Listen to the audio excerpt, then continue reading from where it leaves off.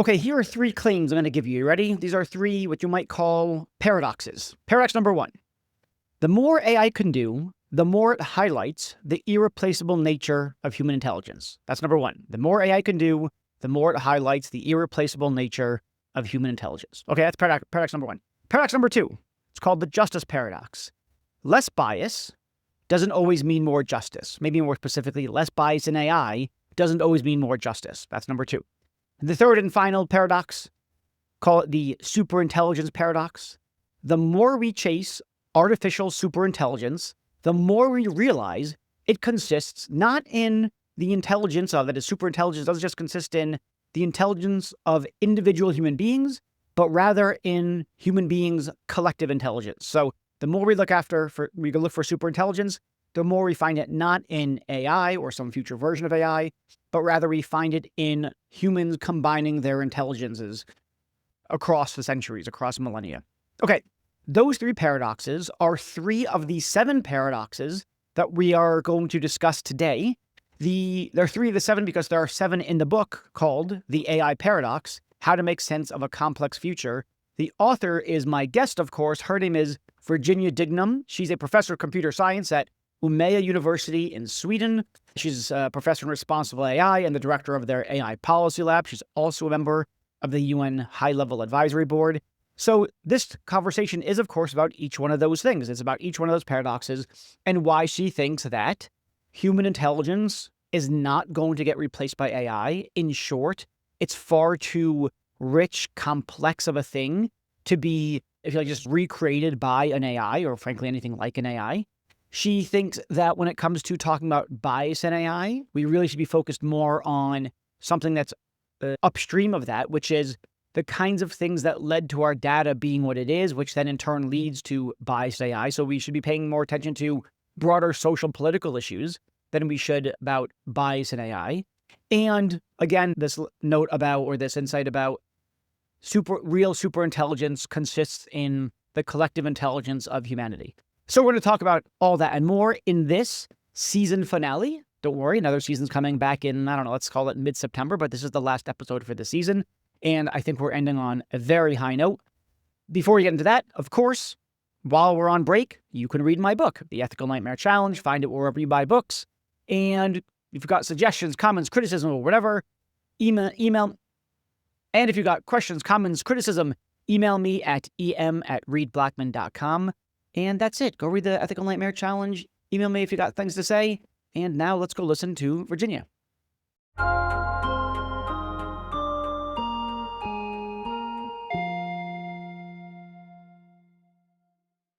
So Virginia, you recently wrote this book. It's already out, called The AI Paradox. Each chapter is another paradox. And we're not going to explore every paradox that you do in that book, but let's discuss at least some of them. So let's start with this one.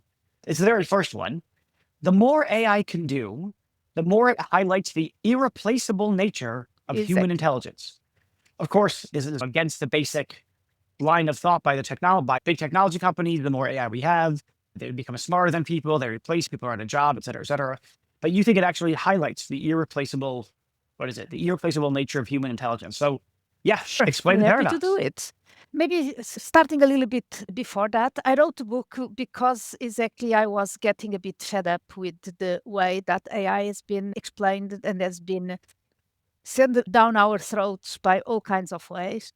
And I thought there was time to explain things a bit in a different way, and also putting a couple of, maybe not completely paradox, but a kind of challenges and controversies, highlighting those. So it starts indeed with the idea that the more AI can do, the more we will see what exactly AI is not doing yet. There is an old definition of AI, which already from the 70s, I believe, which says that AI is what AI cannot do yet. And that means exactly once we solve the challenge, then it becomes just computing. It's not anymore something people in AI are concerned about. And we have seen that happening from the challenge around playing chess, which was in the 80s and the 70s, a huge thing in AI. Nowadays, no one is really concerned with playing chess. Planning and mapping and searching was another issue. which now anywhere of us uses Google Maps or whatever with not even thinking that we are using AI. And the point is that all the Yeah. time, and that is the paradox, the explanation for the paradox, we are building systems that are quite good and very advanced in some type of cognitive capability. Human intelligence is much more multidimensional than just cognition. We are intelligent in many different ways, Mhm. especially spatially, musically, socially, emotionally, you name it. There are a huge broadness to human intelligence, but we are building systems in one way only, and we are building these systems to be more able cognitively, more able to solve some cognitive problems. That is not all what our intelligence is. And therefore, the more we are solving those type of issues, the more we are realizing that our intelligence includes other capabilities, other dimensions that are not being covered by these systems. I also highlight there another paradox, the Morodev paradox, which says that basically while we are making systems better and better at cognitive capabilities, they are still very bad at very simple things like pick up a cup or turn around or sit on a chair. So all kinds of very simple and almost automatic things that we do all the time without really thinking even that it's intelligent. Yeah. That's where the systems are still very far behind. So let me echo the point about our AIs whenever computers can't do yet. My favorite example is actually Descartes, the philosopher Rene Descartes, who hundreds of years ago said, you could never have a machine engaging in mathematical calculations. Just can't, that's reserved for the human mind alone. Yeah. Probably the divine mind as well for him. But then, of course, we got calculators. No one thinks calculators are so amazing, so contrary to prizing human cognition. So the more you spoke, the more it felt like, I wonder if you would put the paradox slightly differently. If I rephrase it only slightly with one word, whether you'd agree with, Oh, yeah. if I'm getting your point. So the way you put it is, the more AI can do, the more it highlights the irreplaceable nature of human intelligence. I think I kind of want to say that what you might mean, and say, or do something different, the more it highlights the breadth or the multidimensionality of human intelligence. Yes, but I do believe that it also highlights the kind of things that the machines cannot do yet. And I do believe that there is a limit to what we can do with it's not only belief, there are many formal studies that show that there is a limit to computation. There is only so much that can be computed. And in mathematics, it's very clear what is a computable function and what is functions that are not computable. A lot of what we do, and let's say those lower or less cognitive parts of our intelligence, which are still intelligence nevertheless, are exactly in this type of non-computable aspects. And therefore, I would still maintain that those are irreplaceable, at least with the tools and the type of computation that we are using nowadays. And the more we see that the system is doing some stuff, the more we'll find out, oh yeah, the Yeah. system cannot do yet. So, and we'll continue finding those forever. So when you say irreplaceable, you mean something like irreplaceable given the technology as Not it is even right now. But you don't mean in principle irreplaceable by, was it not, as opposed to the wetware of our brains, the hardware of computers. I would maintain still that it's irreplaceable by principle. What do with whatever technology that we have, it's always a model of what we have. It's a representation of the reality, a representation of our capabilities. And the representation, the map is never the territory. And there is more to the territory, to reality, to human capabilities than what can be represented. So I Yeah. think that it's a principal question here. It's not just, of course, we change the technology and we Yeah. can do a little bit more in one way or another, but the principle Yeah. remains the same. I want to give you what I think their pushback is going to be, because I think I'm broadly sympathetic to your view, but here's the technologist, right? Here's Sam Altman or somebody like that. Look, the brain's a computer. It's engaged in calculations. The mind is some software. And if the brain's the hardware, the mind is the software, so to speak, or something along those lines, then we can create, let's say, functionally identical systems of different kinds of hardware and different kinds of software. that can pull off the same kinds of things as humans. Yep. So let's Yes, hear your reaction to that. I assume or believe very much that Sam Altman or someone like that would say that the brain is where and whatever is software. But that actually is not the only one who has said that. Already since Plato, philosophers and technologists have been comparing the human mind to the most advanced technology that we had. We have been comparing it to hydraulic machines, we compared it to clocks, we compared it to computers, and now we compare it to artificial intelligence. So we take Can you say more about that? Can you say a little bit about how historically we've done that? We've said, oh, this new technology, whether it's hydraulics or the clock, whatever it is really just how the brain works or how the yes. mind works. Can you just I'm, spell that out I'm some not more? really sure if I can get the correct examples now. I would need to find it. But Okay. in the times in which mechanical clocks and that was the most advanced, the most complex type of technology that we could do. And therefore, we start comparing Yeah. our brain to that. And even recently, we were comparing our brain to computers, not to artificial intelligence, but to computers itself. Still, we Sure. still Yeah. use that one. Yeah. But the point is that it is not. The technology that we build, again, is possible representation of our brains, of our capabilities, of our world, but it's never the full thing. And therefore, and we can Yeah. compare it to clocks or to hydraulic machines or to steam machines, whatever else it has Yeah. been done in the past. Now it sounds ridiculous, but at that time, Yeah. that was it was a plausible explanation to how our brains work. We still don't understand well how our brains work. And there is a lot there Yeah. that it still needs to be identified. And it's a lot there that we don't really are able to place exactly on how the machines work. And then we try to dismiss those parts because that doesn't fit our picture. But at the end of the day, Yeah. Sam Altman is not saying anything different than whoever was comparing brains to clocks or to hydraulic machines. Yeah. Yeah. I have a friend who is better known as a philosopher and cognitive scientist named Eric Mandelbaum, who has a great paper where he says something like, no, our minds don't work like computer programs do. Aside from neurons firing, even though there are patterns of neural fires, there's also neurotransmitters. Where's that? Where does that show up in computer Yeah. science or data science or AI? There are hormones, right? There's estrogen and testosterone slushing around in there. And so the idea that something like our minds would just as intelligent as we are now, if you like sucked all the neurotransmitters and all the hormones out of our bodies, just seems it's an experiment. I don't think it's going to pass IRB approval, but it'd be highly shocking if you could take all that stuff out of our brains, out of our bodies, and our minds would work exactly as they do now. Seems crazy.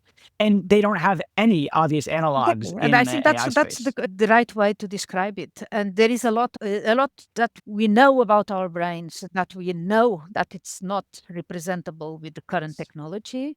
And there is a lot we don't know about Yeah. our brains, and that is even more difficult to connect to.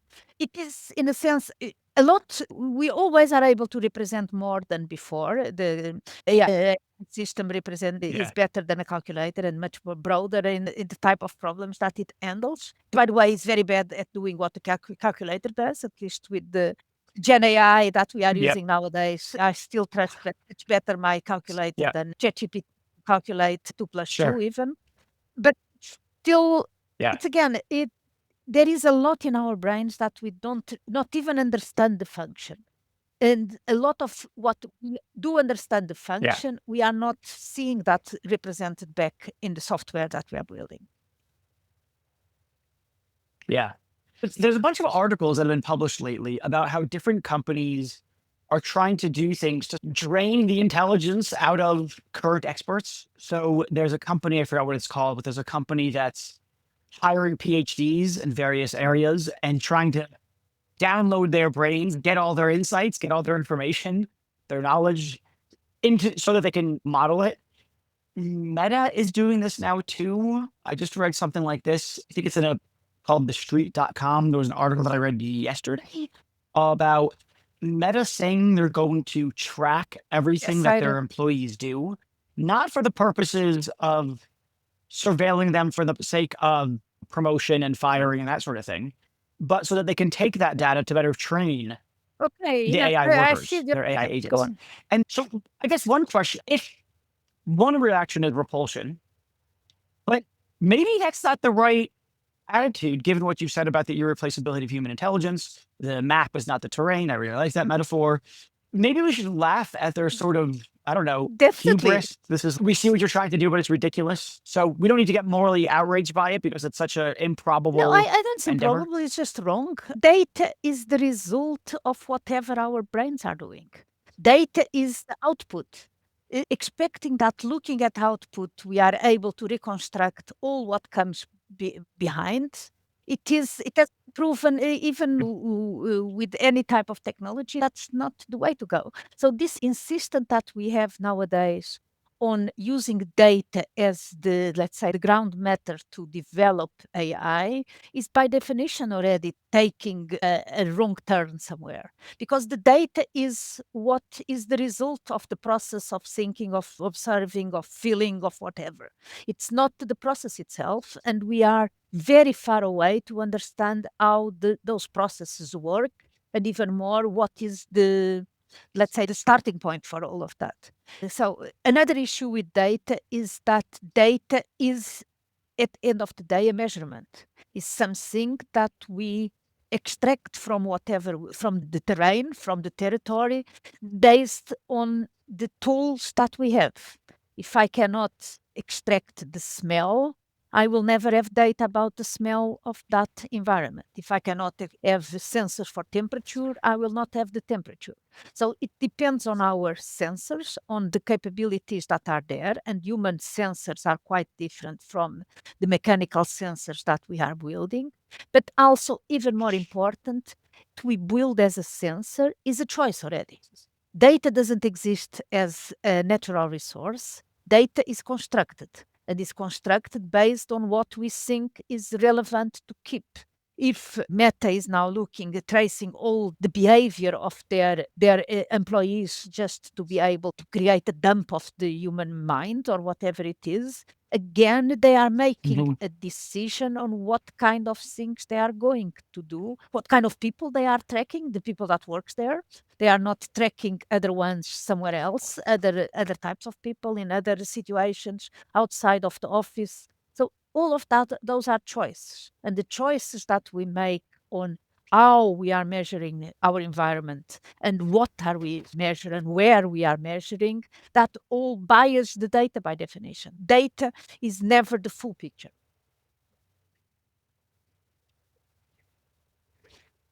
So I want to, okay, I want to choose it. Okay, whatever, I'm just going to say it. So one, there's a theme running through what you're saying right now, which is something like, to put it a bit poetically or something like that, that everything they're doing, everything they're dealing with is just an echo of intelligence and Yeah. not intelligence. The data, as you put it, is the result of intelligence doing its thing, thinking, planning, feeling, whatever. And then, as you said earlier, whatever they wind up with, they take that data, they make a model, but the model is not, or the Yeah. map is not the terrain.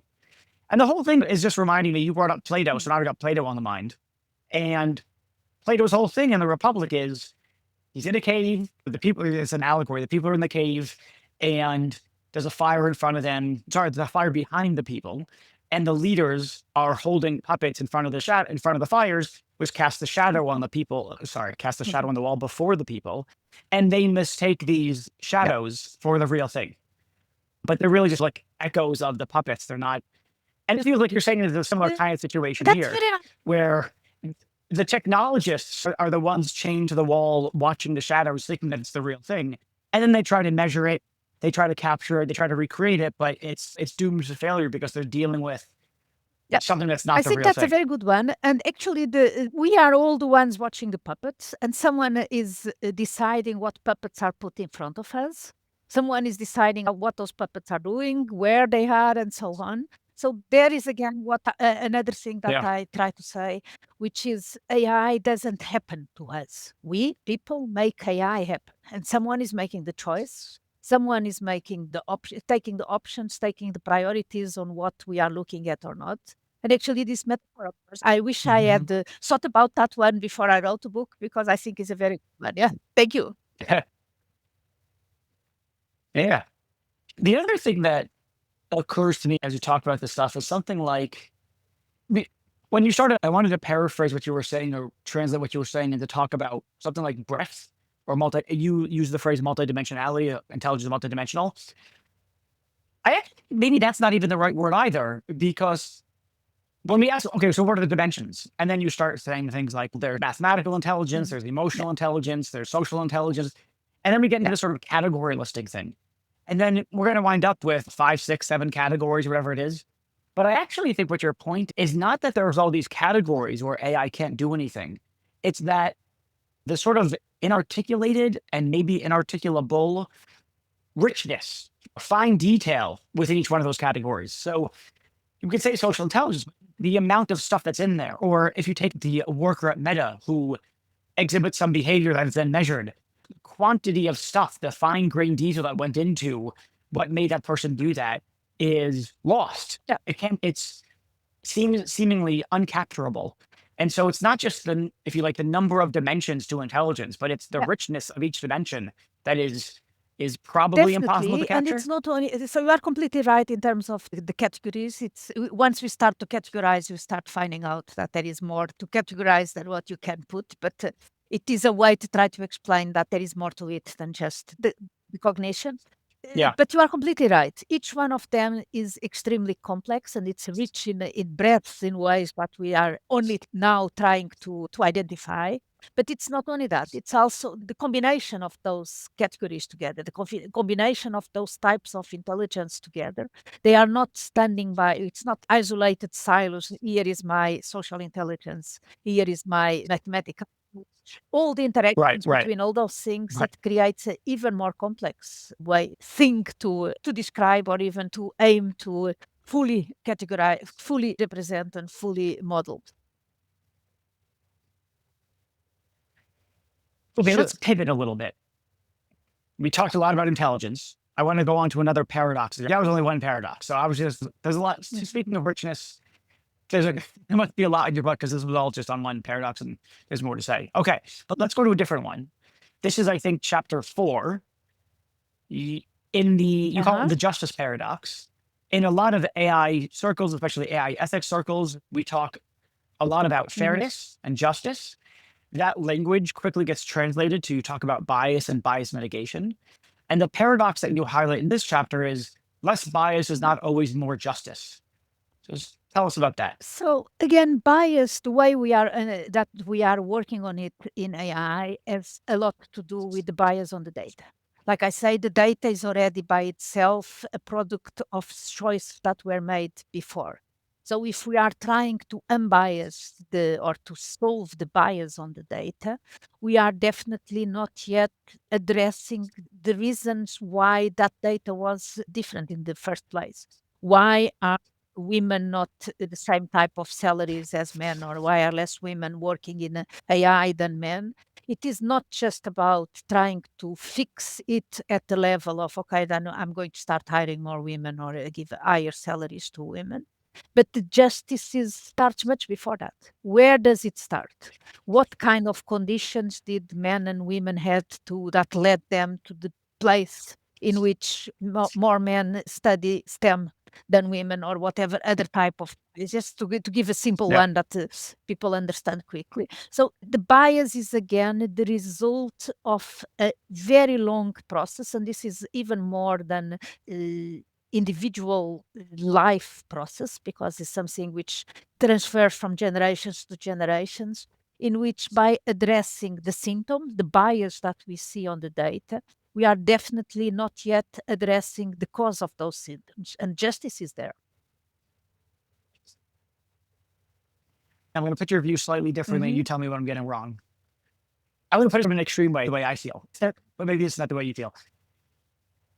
Yes, you could have biased AI because, among other reasons, the training data can reflect various biases.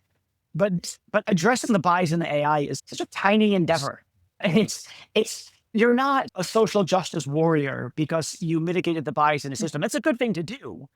But it's something like all this focus on, I'm going to blow up the point to sort of a bigger one. All this focus on AI is going to bring equality. It's going to democratize access to knowledge. And everyone's going to have access to their own AI agent, and it's going to spread the power. And because we're going to make sure that they're fair AI systems, we're going to correct for the biases in society by making sure we have unbiased AI, blah, blah, blah. And that sort of completely overestimates something like the power of AI relative to larger social, political Yep. And movements and it's, in a efforts. sense, it's also a kind of, I don't know how you call it, a distraction. Because as long as we are discussing the bias in AI and the complexity of addressing bias in AI, we are not addressing the real problems. Yeah. It's great too that AI is not, it's not biased, that AI is going to democratize access to knowledge and to whatever. But if you not even have access to electricity, forget it. And if we are fixing the AI, we are not really taking the opportunities and the investments that we need to make sure that clean water and electricity reaches everybody. And the investment, that's again Right. one of the level of governments all over the world at the moment, is that they are over focused on the investments on AI, on the deciding their own AI strategies, the building data for their own sovereign AI and so on. But these all investments that are Yeah. not going somewhere else. What and those choices Yeah. are political choices, are not technological choices, are political choices. As long as you are building Yeah. your great data center to have your own sovereign AI, and you are investing there what you are not investing on clean water for the population, you are making a choice. And those choices need to be pointed out much more than just looking, okay, good, great, this country is having some sovereign AI, which is even built with their own data. Great, but it's not enough. There's recently been, maybe the past, from now until the past year-ish, maybe more, there's been a debate within something like the AI ethics community or the AI community. You've got people who are screaming about the existential risks of AI. AI is going to take over. It's going to pause on the research. Humans are probably doomed. Everyone's talking about their stupid P doom. And the probability that, I'm now saying this for you, but for listeners, P doom is something like the probability that humans are screwed because AI is going to take over one or the other. And then you have these other people who are a bit more, they would probably describe themselves as more grounded. And they might say something like, or they do say things like, could you stop talking about the existential risks of AI? Not only is it bullshit, because AI is not going to do that kind of thing, relax yourselves, but more importantly, it's a distraction from the very real issues that we face today, not tomorrow, or some day that's a thousand years ago, 1,000 years from now. We face real problems with privacy in AI and bias in AI and lack of transparency in AI and a lack of accountability in AI. And it feels to me like you're coming into this debate between these existentialist people and these sort of quotidian, everyday AI ethics people. And you're saying then, no, you're creating the distraction. You think it's all about fairness in AI or unbiased AI and privacy in AI and transparency in AI.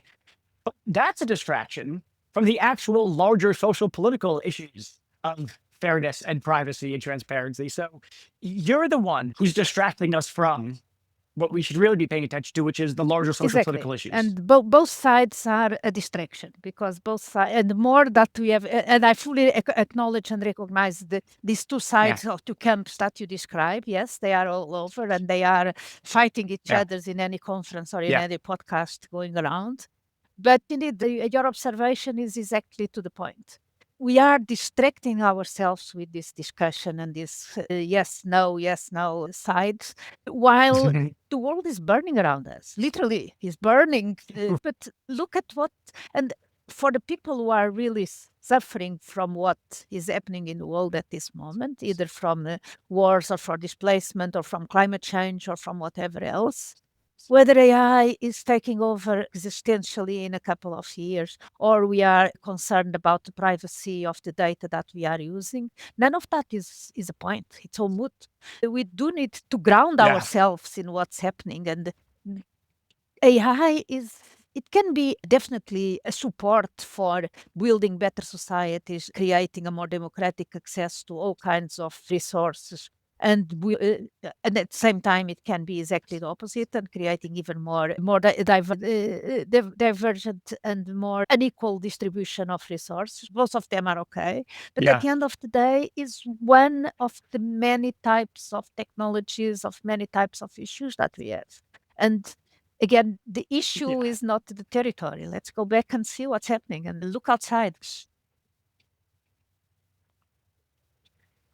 Yeah, totally on board. That's why when everybody says, "Oh, we're going to use AI to make the world a better place," I'm like, "No, you're not. You got to fix like all these broken social political systems that are in shatters if they were ever put together whole." And you're trying to polish this little piece over here, but it's surrounded by yeah. Anyway, so totally agree with you. And then the other thing that I find frustrating though is that for those people who do get to this, they say it's not AI as such that's the problem, it's capitalism that's the problem. But that's the entirety of their critique. It's capitalism bad. Okay, that's particularly helpful. Okay, so you want to overthrow capitalism? What would you like exactly next? What does that look like? And so they fall into these almost platitudes. Capitalism is bad, greed is bad, massive wealth inequality is bad, and then there's nothing like a gesture towards a legitimate solution. And there's very little by way of action. And so people get to feel good about themselves by saying capitalism bad, but that's not actually addressing social political No, issues. You actually no, have to but do some stuff. you are completely right, and I fully agree with the observations you made.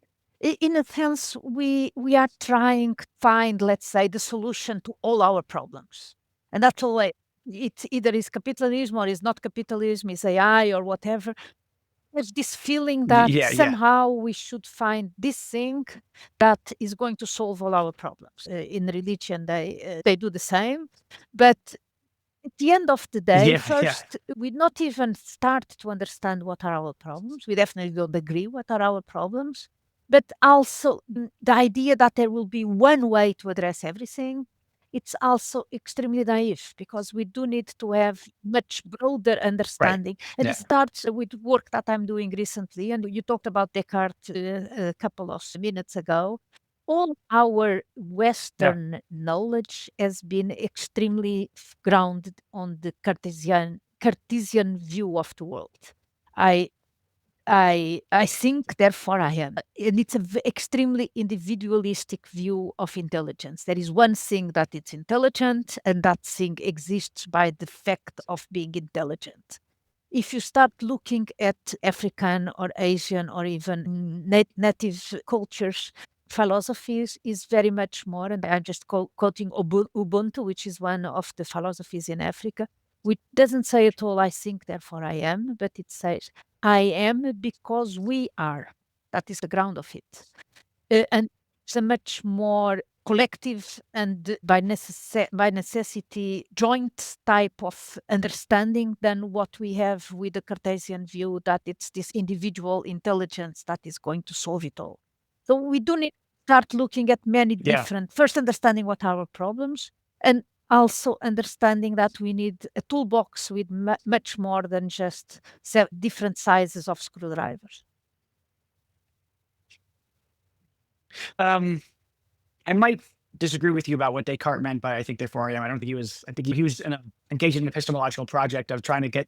Can I just figure out something that I definitely know for sure without a doubt, as opposed to articulating what it is to be intelligence or the primacy of the individual. But putting that to the side and get your point that there's a way of thinking about intelligence as manifested in Yeah. discrete individual entities, each individual human beings, as opposed to being some collective thing, which brings us to chapter Mhm. 7 of your book, I think, Yep. the superintelligence paradox. And the paradox is, and this is just really asking you to expound upon the Yeah. Ubuntu thing Yeah. and surrounding thoughts. But the paradox, as you wrote it here, is the more we chase AGI, artificial general intelligence, we discover that true superintelligence lies in Yep. human cooperation. Okay, so that one, what I mean by it. Let's look at the definition that most people are using or understanding what is superintelligent, which is a system that is more intelligent than than people. So a mind that is bigger than our minds. Sure. The two of us together, and we have And an demonstrated individual it human mind. Yeah. already now, the two of us together are more intelligent than each of us. So if we take the idea of collective intelligence as it really means, so the combination of our capabilities to make something that it's more than each one of us, collective intelligence meets the definition of superintelligence. And maybe we need to focus much, and this is a kind of word game, and we can discuss the gimmick that I'm trying to make here. But I do believe that this pursuit of some external intelligence to us, the idea of building a God that it's going to solve all our problems, is again a distraction from the opportunity that we would have to really try to work together and together addressing those problems and those issues that are affecting all of us. So I'm not, again, it is a gimmick, but it is really trying to focus on the idea of intelligence, and what we do need is much more than just a one size fits all type of intelligence, something which is outside of us and it is going to do it all for us. It's an extremely lazy approach. Put it on this God that we are going to build, and then we can expect it either to solve all our problems, or we blame the God to not doing it. And that is distracting us from the opportunities to really understand each other and work together. So let me try to put it in a way that isn't gimmicky. I know what you mean when you say it's gimmicky, but there's a way in which it's not.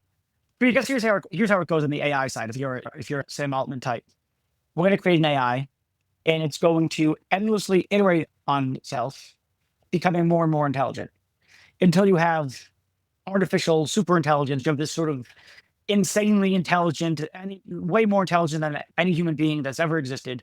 Look at it glowing, and then it will rule us all, or it'll solve all of our problems, or it's either to kill us all or save us all, depending on your temperament.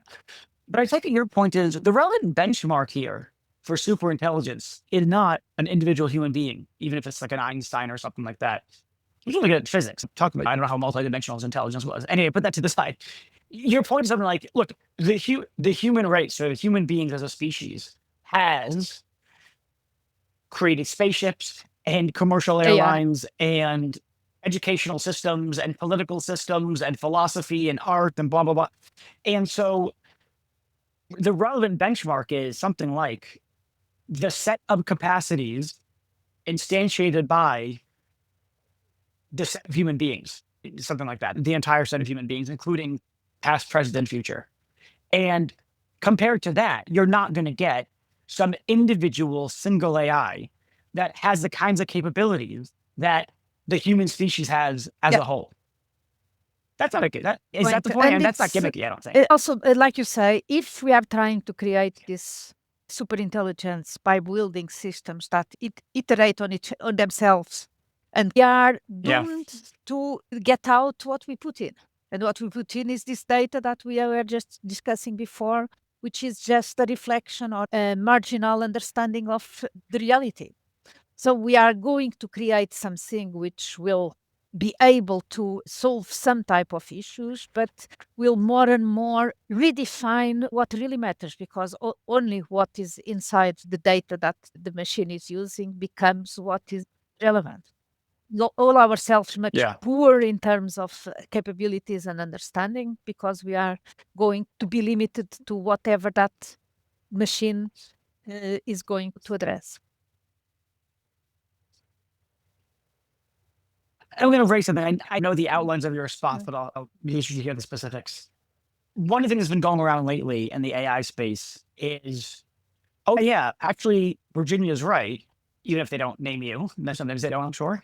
But, it's a communal thing. And so what we need are communities of agents, communities of AIs talking to each other and learning from each other. So we need to mimic, echo, whatever, the way that the capabilities of the human species has evolved by them working together. But we need to do that at the AI level. And so you get like whatever, Claude, Bot, Malt, Book, whatever the hell. And so that's how we're going to get the kind of superintelligence that we're looking for. It's through AI talking to lots of other thousands, tens of thousands of other AI. So we're incorporating your point into our AI development. So yes and no. Right? I mean, putting or trying to combine the capabilities of different AI systems is definitely or most likely better than just hoping that one thing is going to do it all. But in this type of approach, we are still ignoring a huge opportunity, which is to incorporate people as well. We still have types of intelligence, other types of capabilities than whatever system we are building can do. Even if you put all those systems together, we are limited to what those systems can perceive or understand or define in their space, which is much narrower and much less rich than what we can do. So probably the way forward again is a much more collective type of intelligence in which we can use definitely all these AI systems that can do, I don't know, diagnosis of cancer images much better than what we can, calculators that calculate the square root much better than what we can do ourselves. But let's put it all together. Don't expect that the tools by themselves we're going to decide what house to build. Then my last question then, obviously there's a lot more to cover. That's why people should go buy your book. But I guess my question is something like, what's the upshot? We're not going to, by your lights, and I'm on the same page, we're not going to build an AI that matches human intelligence or beats it. Not even if we get a collection of humans and agents or AIs talking to each other, we're still probably not going to get there because of the richness and depth, et cetera, of our intelligence, the multidimensionality, yada, yada, everything we talked about. So what's the sort of suggestion that you have, or do you have a suggestion for moving forward? I'll just stop there. Is there a suggestion about something maybe around a reframing of how we should be thinking about AI, or how AI people should continue to develop AI? Again, I think that we need to stop believing that there is one way forward. There are many ways forward, and this race in which we are all rushing each other down the same road, it's going to end wherever that road ends. And we need a much more explorative approach. And this exploration probably will many times hit a wall or whatever, but to expect that with one type of technology, one type of understanding intelligence or understanding the world or understanding whatever, we are going to do it, it's extremely naive. And it's also extremely limitative to what we can do. So exploring different alternatives, seeing what can be represented and why that should be represented and what for, and what type of options do we have to base our decisions on our own capabilities or any capabilities of the machine or a combination of all these things. That's where we need. And we are just scratching this. We don't have a theory or any type of understanding of how to combine and addressing this, evaluating this type of explorative approaches. So that's where we have to go. And it's a lot to be done there. I'm not at all negative or trying to tell don't use AI, but let's do it in a much broader and richer way. So then this is my last question then. I suspect I know the answer, but maybe not. You want people to engage in all this exploring, different AI, different ways of making AI, blah, blah, blah. I guess I want to know exploring to what end or to what ends. Again, there, I think the end needs to be the purpose of improving human. And that's any technology exists to somehow improve some type of our human capabilities, human existence, human well-being. Or not on human, planetary or global well-being and capabilities. That needs to be the end. So the improvement of, and again, these improvements can be very different for different people, different situations, different times.